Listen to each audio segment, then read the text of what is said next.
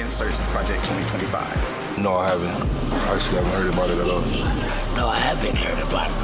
I just heard Project 2025 was something that wasn't for us, or something to try to eliminate us slowly but surely.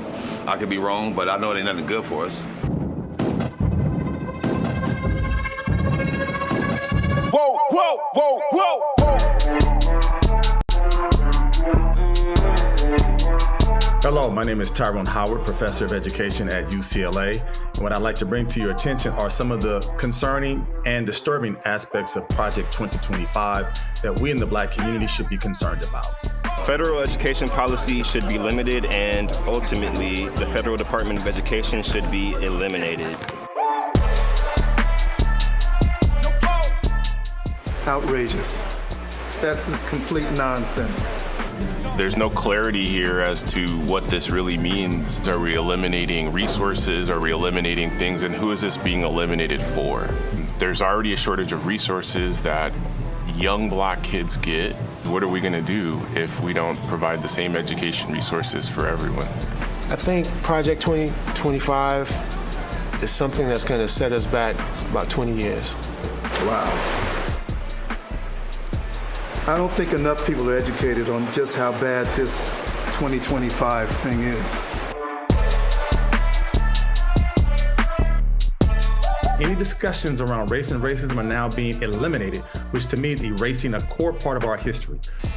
Black history is just not Black history. It's the history. It's the history. It's not just Black history, you know, because you can't go back in history and not find Black people. You're trying to erase the history, but you're not willing to necessarily erase the legislation that holds us down on a day-to-day basis. Got it. Insane. Okay. Cool. That's a wicked game that they're playing. I feel like they're trying to just disintegrate everything, and I don't appreciate that. No, this is crazy. This is actually crazy. This is worse than the other one. It's overwhelming. I can't believe someone actually took the time to put together this document that is, it's absurd. It's absurd. The death penalty has always been highly problematic because a disproportionate number of people who are on death row are Black men. This would ensure their instant death. No, I don't vote for genocide. I don't vote for genocide. I don't vote for Black men being executed inappropriately and untimely. I don't vote for any of that, never have. I don't believe in the death penalty personally. You know, I feel what he say, you know, vengeance is not ours, it's his. This is the same group that believes that the lives of, would-be children are considered. And then to become like judicial hitmen, right? It's like, it's crazy because you can't use the same God for both of them. We have a lot of individuals who are obviously doing, time in prison and our jail systems without having gone through the proper channels of being allowed a, proper due process. What it does really is just let Black men know that we're not respected. We're still not looked at as human. This is still like an extermination. I think the only thing that really scares me about this is the conservative administration should do everything possible to obtain the finality for the 44 prisoners currently on death row. That seems to say even if they're innocent, kill them. That's scary. Liberal states have now become sanctuaries for abortion tourism. Health and Human Services should use every available tool, including the cutting of funds, to ensure that every state reports exactly how many abortions take place. It seems like they're trying to cover every door to make sure a woman doesn't have the right to choose what happens with her body. And I think it's just crazy. I feel like they should have their choice of how they want to treat their bodies and do what they want with their bodies, so it shouldn't be up to no government to do that. This is an important issue that we should all be concerned about because women's rights are being taken away. This takes us to illegal and backroom abortions where women put their lives at risk in ways that we haven't seen for centuries in this country. They've been through a great deal of suffrage, so this is just another thing to add on to more of that suffrage. And I feel like they should have their choice of how they want to treat their bodies and do what they want with their bodies, so it shouldn't be up to no government to do that. No, I'm not. This is not something I want to vote for at all. I wouldn't vote for it. I want my daughters to be able to grow up. They're 6 to 12. I want them to be able to grow up and have freedom, rights. He's already said he wants to do a national abortion ban. So this is just proof positive. The Secretary should phase out all existing income-driven repayment. Plans by making new loans, including consolidation loans, ineligible. There should be no loan forgiveness. This means that your loans will be due soon, and many of them with interest and penalty and fees, so more money out of your pocket. Why is that important? Because Black people are twice as likely to have larger student loan debts than people from other races, which means that it only delays the ability to purchase homes and other wealth-building strategies. No loan forgiveness it's pretty scary. If it's no forgiveness and if all the borrowers should have to repay their loans, some people are not in a position to do that.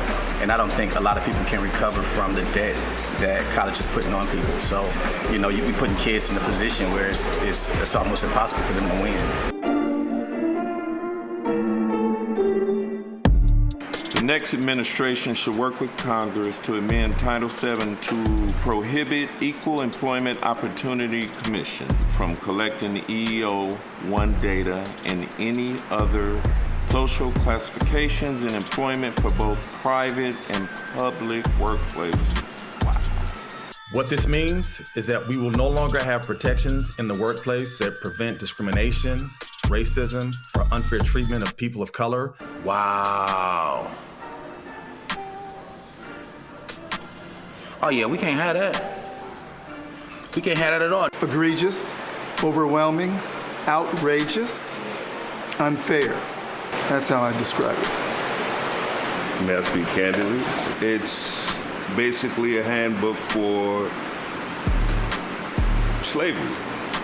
I think that we need to vote, get out and spread the word to make sure that this doesn't happen. I used to think that Black men could never be presidents of companies like Xerox and Microsoft, but a Black man became the president.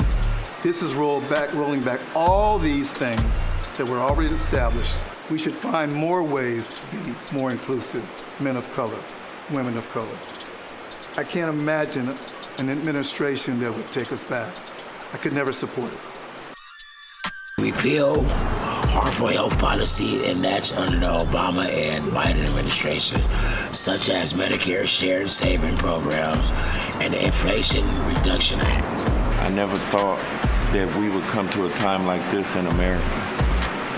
You know, just sad. The Inflation Reduction Act basically is a provision that will have an impact on Medicare, which would mean higher prescription costs for seniors and more money for Big Pharma, plain and simple. I'm in a wheelchair, and I do got Medicare. So they're trying to take Medicare for us? I'm gonna be asked out because I don't have no care for my wheelchair. Honestly, based on this, thinking about, again, not even thinking necessarily about myself, but, you know, my grandmother, my grandfather specifically, this would directly affect him, which would be insane. So what it means to me is poor people that have pre-existing conditions are in a world of trouble if Trump gets in office. I mean, for him to say he want to get rid of Obamacare, and when they asked him the question, what's your plan? He said he has a concept. That's the scariest thing ever. And I'm an asthmatic, you know? Like, I know what it's like to be suffering at night because, you know, you're wheezing and you don't have your inhaler. And I mean, come on now, like, it's hard to, I guess, express like almost like the anger. I'm shaking a little bit, you know? Reading this is definitely the most important election ever. The corporate income tax rate should be reduced to 18%. So that means the people that make less money gonna pay higher taxes? No, it don't make me want to vote for Trump.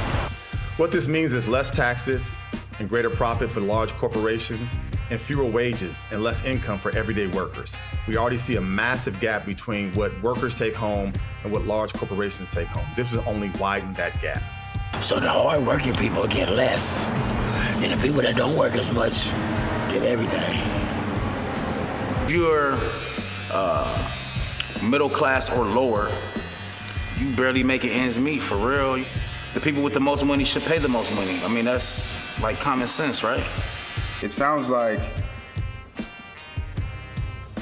they're stopping, or really they're adding more money to their pockets by stopping us from being able to save money. This is wrong. This is just wrong. It shouldn't be this way. They don't care about the little people. They just care about just making more money, whatever that looks like.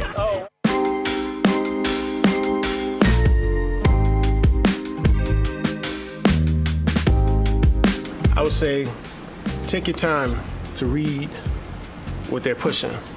You know what I'm saying? I mean, it's really cool to watch a debate and hear a cute little tagline from time to time. But when you see what the agenda is really about, you know what I'm saying, you're probably gonna think twice. It's not good for the black man at all. Basically any man of color, it's not. And I would tell them to educate themselves on Project 2025. At this point, I don't even know if there's a message I could give to them, right? Like, it's blatant, it's obvious. What I usually tell them is you're selling yourself back into slavery for a few dollars. Because most black men, when they talk about they're gonna vote for Trump, always talk about dollars.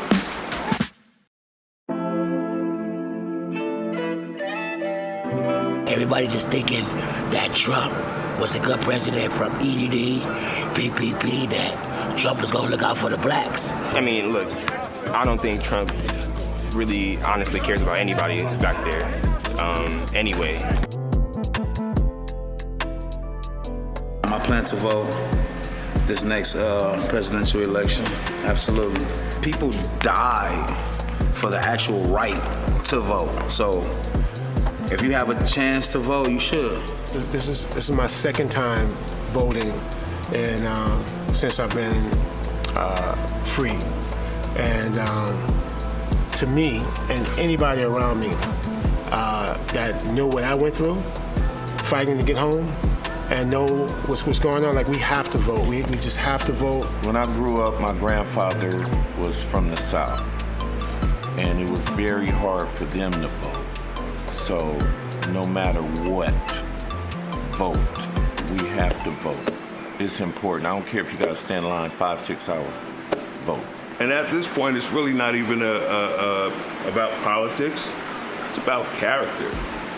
Like, the dude is just a horrible person, right? And that's what it boils down to for me. It's beyond politics at this point. So many elections before, black men, women didn't vote very much.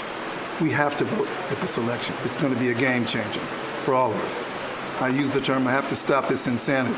Not only am I going to vote, but I'm going to encourage all my friends to do so.